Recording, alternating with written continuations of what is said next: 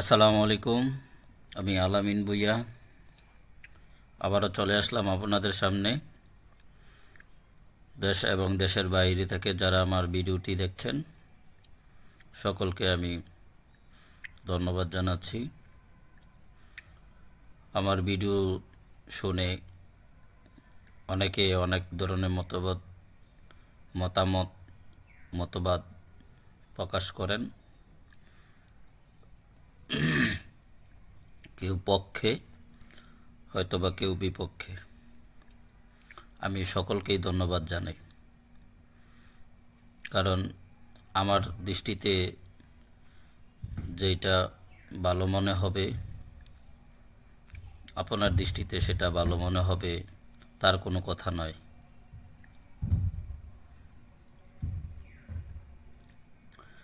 মতের দ্বিমত থাকতেই পারে, মতের অমিল থাকতেই পারে, তারপরেও আপনার একটি বিবেক বলতে একটি বিষয় আছে। বিবেক দিয়ে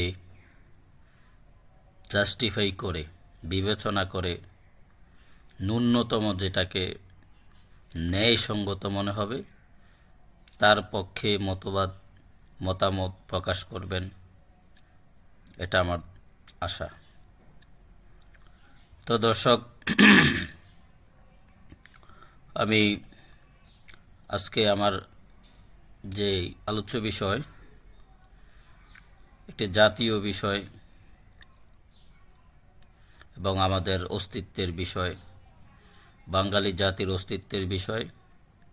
বাঙালি জাতির আষ্টে পৃষ্ঠে, শিরায় উপশিরায়, রক্তে মাংসে মিশে আছে মহান মুক্তিযুদ্ধ 1971।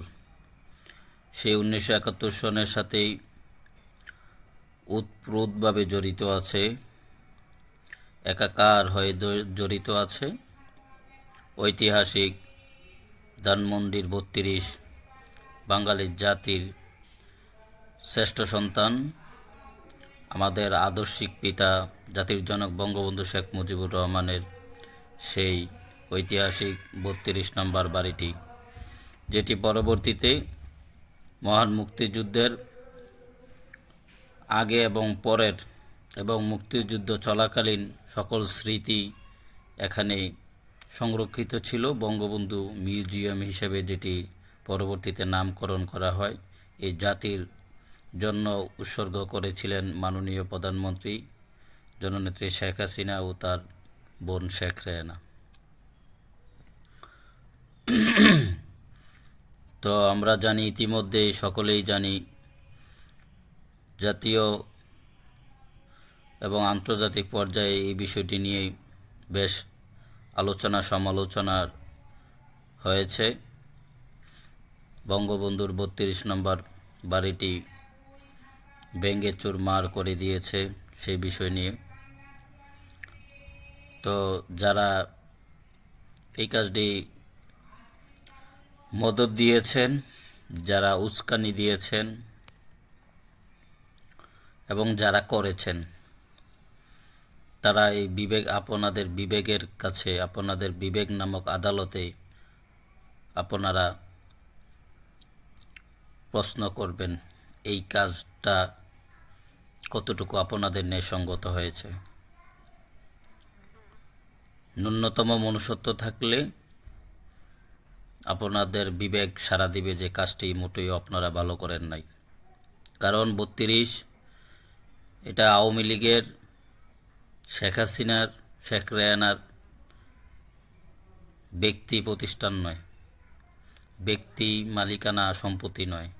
32 বাঙালি জাতির অতীত, ইতিহাস, ঐতিহ্য, মহান মুক্তিযুদ্ধ, সবগুলোর সাথে, মহান স্বাধীনতা, সবগুলোর সাথে এটা মিশে আছে। এটা বাঙালি জাতির চেতনা, এটা রাজনীতি অঙ্গনে, রাজনৈতিক চর্চায় এটাকে তীর্থস্থান বলা যায়, আতুরঘর বলা যায়। দেশে বিদেশে যারা বাংলাদেশকে চিনে, ওই সকল রাষ্ট্রগুলো, ওই সকল রাজনীতিবিদগুলো, ওই সকল রাজনৈতিক দলগুলো ৩২কে তারা সম্মানের চোখে দেখে। বাংলাদেশে যখনই তারা আসে, ৩২-এ তারা এসে পরিদর্শন করে যায়। তার তো অবশ্যই কারণ আছে, তাদের কাছে এটার গুরুত্ব আছে। আপনারা যারা গুরুত্বহীনভাবে এই আচরণ করেছেন, তাদের জন্য আমি সমবেদনা আর মনের আক্ষেপ ছাড়া আর কিছু বর্তমানে প্রকাশ করতে পারতেছি না। এর ফল হয়তো বা আপনারা একদিন এই জাতির কাছ থেকেই ফেরত পাবেন। তো এখন আমার প্রশ্ন হচ্ছে, মহান মুক্তিযুদ্ধের সাথে, আমাদের বাঙালি জাতির চেতনার সাথে, আমাদের স্বাধীন সার্বভৌমত্বের সাথে ৩২টি জড়িত ছিল, জড়িয়েছিল, আছে, থাকবে। মহান মুক্তিযুদ্ধের আরও 2টি দৃশ্যমান চেতনাময়ী ভাস্কর্য আছে বা প্রতিষ্ঠান আজও দাঁড়িয়ে আছে। সেটি হচ্ছে জাতীয় স্মৃতিসৌধ আর জাতীয় শহীদ মিনার। তো আমি আশঙ্কায় আছি, তারা ৩২কে ভেঙে চুরমার করে মুক্তিযুদ্ধের চেতনাকে, 1971 সালের মহান মুক্তিযুদ্ধের চেতনাকে তারা ধূলিসাৎ করতে চায়। তারপরে মহান মুক্তিযুদ্ধের আরও 2টি যে প্রধান স্মৃতি বিজড়িত স্থাপনা, যার থেকে বাঙালি জাতির চেতনা 52 থেকে 1971 সাল পর্যন্ত যারা বাঙালি জাতির যে চেতনায় জাগ্রত হয়, সেই স্মৃতিসৌধ আর জাতীয় শহীদ মিনার, তারা কি সেই স্মৃতিসৌধ আর জাতীয় শহীদ মিনার কি ভেঙে দিবে?